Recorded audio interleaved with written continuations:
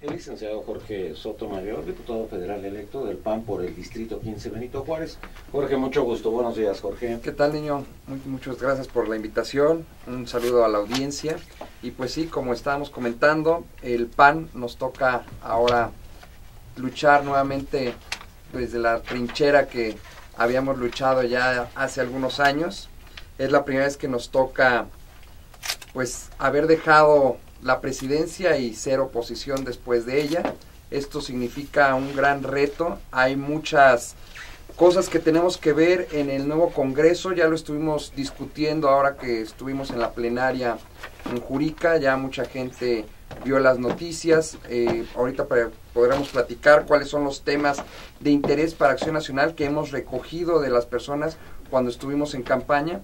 Y pues muchas gracias nuevamente por esta oportunidad de estar aquí y platicar con la gente. También nos acompaña el licenciado Valentín González Bautista, diputado federal electo del PRD Distrito 29 en Nezahualcóyotl. Valentín, mucho gusto, buenos días. Buenos días, Nino. Muy buenos días, compañeros.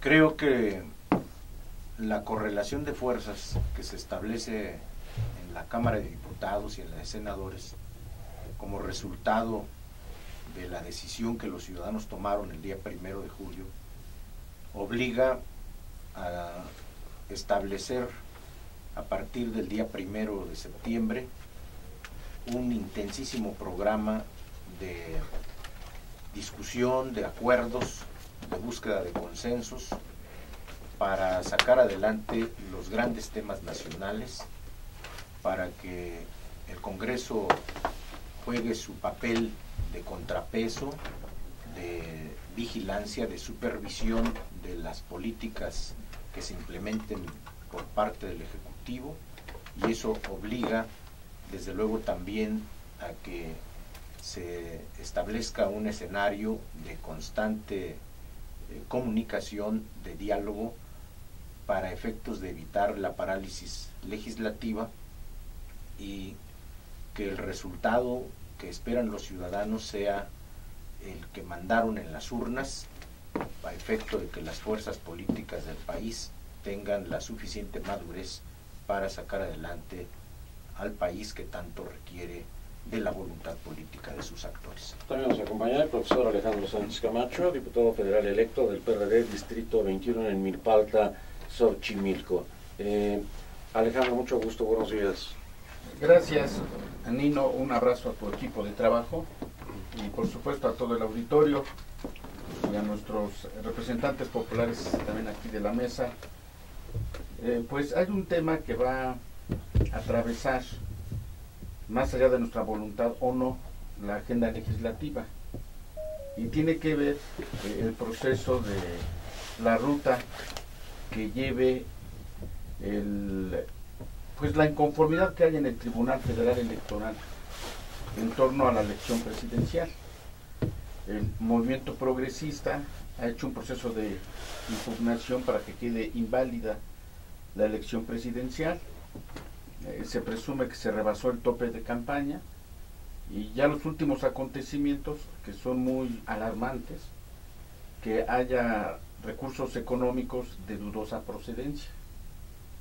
Y se han hecho llegar pruebas al Tribunal Federal Electoral para que pues se decida que se invalide la elección presidencial. Esto va a atravesar el tema de la agenda. A ver, nada más una pregunta. Hoy en la mañana he platicado yo con Camerino y sin saberlo le comentaba exactamente lo mismo que tú. Se rebasa el tope de campaña, pero dice el IFE que esto se va a llevar a cabo, esta investigación, a partir de enero. Me dijo sí, porque es una sanción pecuniaria. No es de invalidar la elección. Tope de campaña. Así es, tope de campaña, que fue el primer elemento de inconformidad que se presentó. Pero ya más adelante se hace alusión al artículo 41 de la Constitución, donde estas elecciones no fueron equitativas, no fueron libres, y entonces ya se hace mención a la posibilidad de uso de... A mí me parece que hay un escenario, y el escenario que plantea el diputado Alejandro Sánchez Camacho es correcto. ¿Están vigentes las leyes en el país o no? ¿Están vigentes los principios constitucionales o no? Nosotros sabemos que la soberanía recae en el pueblo, y el pueblo constituye a través de órganos el Estado, el gobierno. Entonces, nosotros consideramos que los principios constitucionales tienen que estar vigentes o deben estar vigentes para ser positivos. ¿Qué quiere decir esto? Para que la gente cumpla las leyes y exista un orden. Si no existe un orden, pues no podemos tener un Estado. Entonces, o sea, nadie ha dicho lo contrario en cuanto a que López Obrador está en su papel de poder impugnar. Así es. Es válido. Y es lo que está haciendo el PRD, utilizando las instituciones para poder generar las condiciones de gobernabilidad y un Estado fuerte, que es lo que se requiere en México. Entonces, estamos nosotros atendiendo al principio establecido en el artículo 41, que es el principio de equidad. Entonces, eso nos genera la obligación de limpiar las elecciones, en primer lugar. Y en segundo lugar, de generar un precedente hacia futuro para que nuestro país siga siendo un país o continúe con la transición democrática y podamos consolidar a nuestro país. Eso es indispensable para el PRD y es indispensable para todos los mexicanos, incluyendo los panistas y los priistas, que es lo que nosotros debiéramos buscar. Entonces, el escenario que se propone es que el tribunal, nosotros conocemos los antecedentes que antes la Cámara de Diputados era la que se erigía en colegio electoral y la propia Cámara de Diputados era quien calificaba la elección presidencial. Ahora, por supuesto, hubieron varias reformas fomentadas por el PAN y por el PRD, por lo cual se crean institutos como el IFE, como el Tribunal Electoral, y se despolitiza. Después de lo que sucedió en el 2006. Bueno, sí, por supuesto. Es consecuencia. Pero realmente esas reformas son la transición o la culminación de las reformas llamadas Reyes Heroles, que desde 1977 viene modificándose el sistema electoral. Entonces, ahora el Tribunal Electoral es quien califica la elección. Una vez calificada la elección, pues por supuesto que le da certeza a los ciudadanos de las situaciones que vivió la elección, las violaciones que existieron o no. Hay aquí algo muy importante. A pesar que el rebase de tope no pueda ser una causal expresa en la ley para anular la elección, nosotros entendemos que hubo no nada más una violación a la ley, sino que hay un concierto de voces y un concierto de conductas que generan la violación al artículo 41 constitucional, que es el de equidad.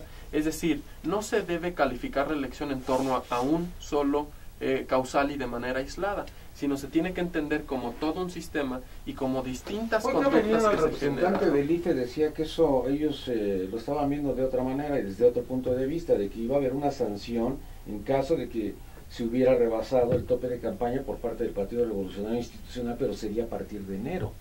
Pero son dos temas distintos. Uno, aislado el tema del rebase, y dos, el rebase del tope de campaña como elemento indispensable para fomentar la equidad. Entonces, ¿qué elementos se tienen que considerar para la violación de la equidad? Pues el rebase del tope de campaña, dinero ilícito o dinero de procedencia, o sea, complementarlo. Todos los elementos, la compra de voto, las encuestas, por ejemplo, la manipulación tan grave que existe, y esos son con datos verificables. ¿Con cuántos puntos porcentuales pero a mí lo que me preocupa es la gobernabilidad que pueda tener, pues quién sea el presidente, ¿no?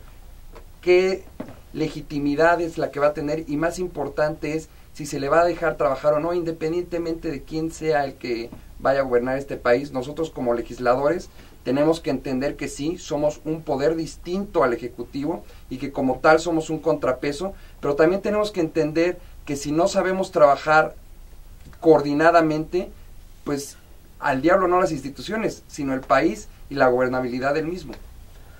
Valentín González Bautista, PRD. Nino, el tribunal en su resolución tiene que fundar y motivar con elementos de tal fortaleza que no quede ninguna duda. Por eso es válido que quien fue el candidato del movimiento progresista pues esté alertando de que no se va a permitir pues argumentos con debilidades, que así debe entenderse este cuestionamiento. No está prejuzgando, está advirtiendo y está pidiendo pues que la resolución del tribunal tiene que tener un soporte, un sustento en base al análisis, desde luego, objetivo, claro, de las pruebas que se han estado presentando. No puede ser de otra manera. Vamos al orden cronológico. El día 1 de septiembre ustedes llegan a la Cámara El día 1 de septiembre es el sexto informe del presidente Calderón.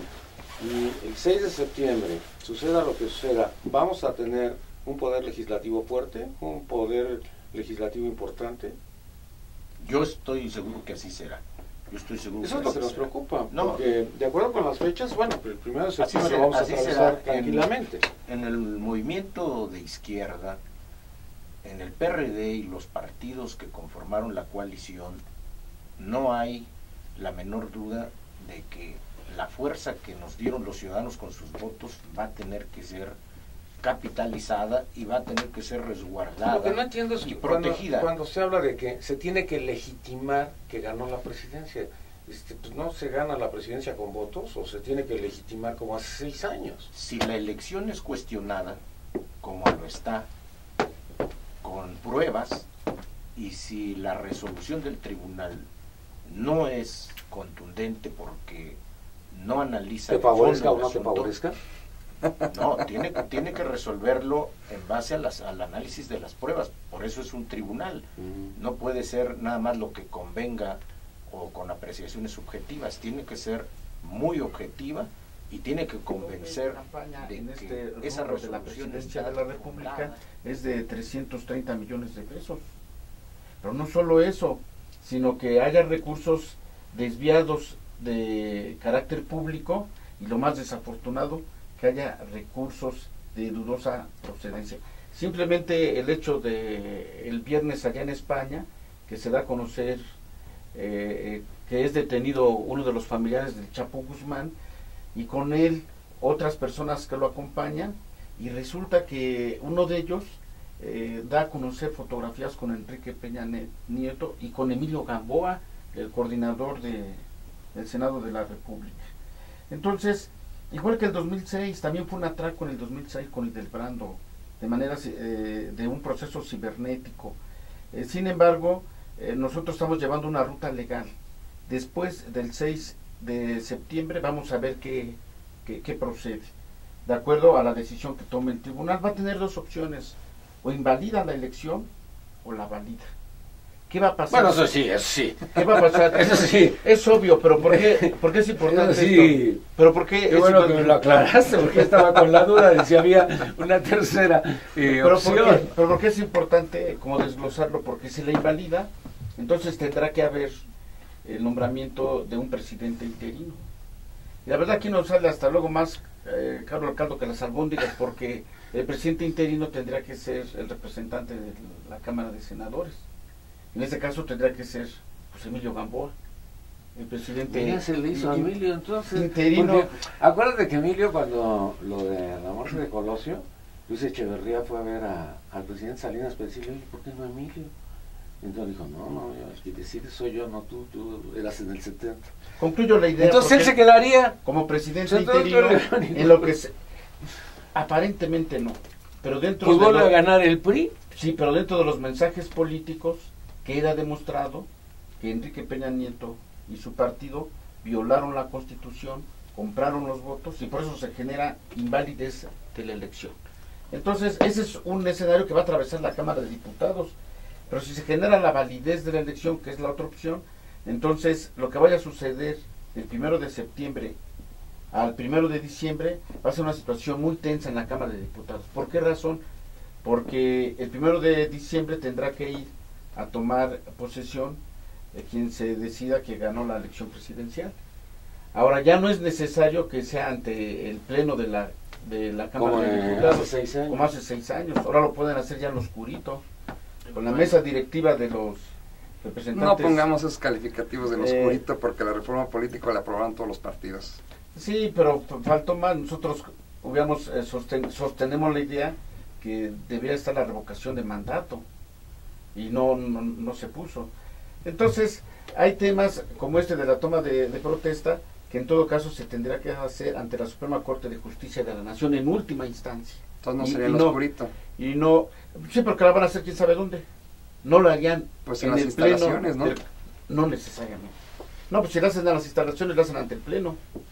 No, las instalaciones del tribunal. Oye, pero espérame, Bejarano dijo que ellos no iban a impedir El que Peña Nieto llegara a la presidencia de la República y que asumiera su posición el día 1 de septiembre, de diciembre, perdón. Y nadie le está planteando esto. Lo que estamos planteando es que va a haber un ambiente tenso en la Cámara de Diputados. Ese es el asunto. Si hay un ambiente tenso en la Cámara de Diputados, va a haber un ambiente tenso en el país.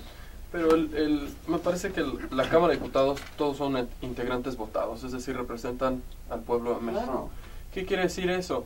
Creo que nosotros tenemos dos preguntas. ¿Qué tan reforzado, qué tanta fortaleza va a tener el Poder Legislativo, el Poder Judicial y el Poder Ejecutivo? Nosotros claramente sabemos que el régimen y el sistema mexicano es presidencialista. ¿Qué tanta vigencia sigue teniendo? Pero sí ha habido separación de poderes en los últimos 12 años. En los últimos Antes no, años, porque antes llegaba el secretario de Gobernación y hablaba en nombre de los 3 poderes, ¿no? Y decías, ¿qué onda? En los últimos años ha habido separación de poderes, cierto, ha habido los pesos y contrapesos que la propia Constitución establece, pero aquí se conjuntan dos temas. Una premisa que tenía, por cierto, el PRI. El PRI decía, nosotros queremos ganar, pero queremos apabullar para tener gobernabilidad. ¿Qué significaba tener gobernabilidad para ellos? Secuestrar la Cámara de Diputados, secuestrar la Cámara de Senadores, tener el Ejecutivo y manipular el Judicial. No se llama secuestrar, se llama carro completo. Ah, ya, perdón, Nino, terminología. Pero prácticamente buscaban eso, buscaban consolidar el sistema presidencial. El PRD y la izquierda, ¿qué plantea? Pues transitar en la democracia, seguir transitando para concluirla. ¿Qué es concluirla? Pues transitar a un sistema parlamentario, en donde las cámaras, en donde los representantes populares tengan realmente el poder, porque las decisiones, Felipe Calderón tuvo una presidencia muy débil y tuvo que legitimarla con toda una lucha contra las drogas, que eso le costó, por supuesto, o fue parte de lo que le costó el escenario de 2012. Entonces, nosotros vamos a transitar a fortalecer el Parlamento y vamos a transitar a fortalecer las cámaras. Ahora, ahí se cruza con lo que decía Alejandro Sánchez Camacho. Emilio Gamboa puede ser el presidente interino. Vamos a ver qué legitimidad tienen los poderes. ¿A poco con las virtudes y con los defectos que pueda tener Emilio Gamboa? Pero le corresponde, ¿no? Tiene la credibilidad y tiene la legitimidad para ser presidente interino. Ahí viene la segunda pregunta para anclarla al otro tema que planteábamos. ¿De qué se trata la credibilidad y la legitimidad? ¿De qué se trata que sea derecho positivo? Pues es como un alto, un semáforo en una esquina. El semáforo está en rojo, pero nadie de los ciudadanos lo respeta ni se lo pasan. Entonces, regresamos a este principio de obedézcase, pero no se cumpla. ¿Cómo vamos a tener el poder legislativo y el presidente?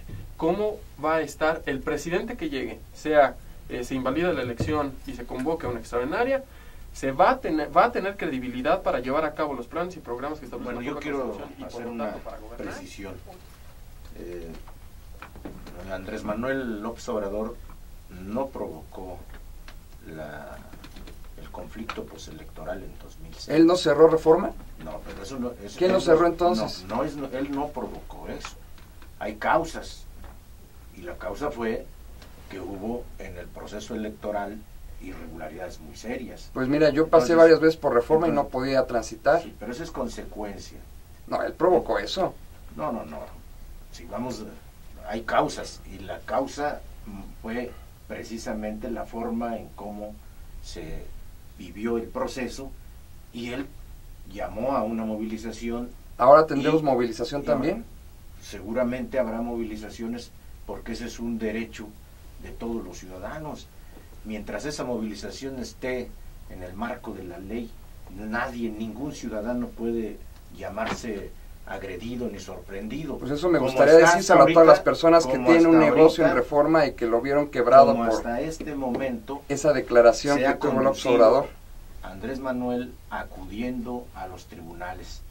Creo que se les debe una disculpa a todas las personas que se vieron afectadas por esa movilización. Este es un asunto, si vamos a ir al fondo, no podemos descalificar acciones de ciudadanos, tengan la personalidad que tengan, en este caso, haber sido candidatos a la presidencia de la República, para acudir en defensa de sus derechos, de sus intereses, utilizando todos los recursos que estén a su legales, claro, recursos legales, pero las movilizaciones no son recursos legales. No, discúlpame, pero ese es un derecho. No, ese es un... Yo te diría que... Eso es un berrinche. No. Es un berrinche. No, yo creo que ahí sí debías de ser un poco más responsable, porque pues eso es un gesto autoritario. Oye, Aquí el derecho de todos los ciudadanos es el de la libertad de expresarse, de manifestarse, y esa es una prerrogativa constitucional. Aquí está la Constitución. 1 a 1, ¿eh? ¿Verdad? Entonces, yo creo que ahí sí hay que tener cuidado. Y Andrés Manuel en este momento está acudiendo a tribunales y está ejerciendo su derecho. Eso debe quedar claro. Sí, el otro escenario, una vez que eso se defina, vamos a ver la agenda legislativa, vamos a ver con un ánimo propositivo. Desde luego, yo creo que no hay un ánimo distinto. Eso es lo que quieren los mexicanos, eso es lo que nosotros comprometemos. Vamos a trabajar para el país, para atender los grandes problemas, pero con una orientación, una disposición del diálogo y no de las imposiciones. Y aquí vamos a ver, cuando se vean la distribución de las posiciones en las comisiones, si no el PRI aprovecha estas circunstancias para poder imponer. Aquí vamos a ver si hay voluntad o no, y si esa gobernabilidad que se espera se tenga es con el ánimo de servirle a los ciudadanos, o bien aprovechar las circunstancias y pretender imponer una sola. Antes de ir a tu comentario, Alejandro, ¿puede haber divisionismo en el PRD? Unos que estén a favor de López Obrador con lo que continúe, sea lo que sea, y otros que se separen. ¿Se puede? ¿Se va a dar o no? Lo descartamos.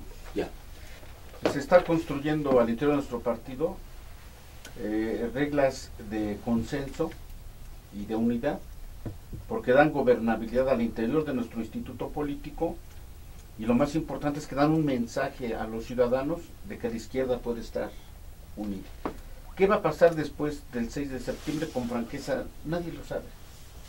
Necesitamos esperar el resolutivo del tribunal. No, estamos especulando, eso por sí. supuesto. Están hablando de dos escenarios. Efectivamente. Ahora, sería unilateral decir que el tema es solamente, exclusivamente de los legisladores, porque también hay una sociedad civil, que es a los que representamos. Y esa sociedad civil ha estado en movilidad de los últimos días y meses, en las calles, en las plazas públicas. Entonces Acción Nacional está en contra de los sectores juveniles de nuestro país, que ahora se han expresado, no exclusivamente, pero sí una de sus vertientes en el SOI 132, donde hay estudiantes de escuelas públicas y escuelas privadas. Entonces, ese es un factor que vamos a tener que considerar. ¿Qué reacción va a haber en la sociedad civil, en la movilidad social, que está más allá de cualquier partido incluso?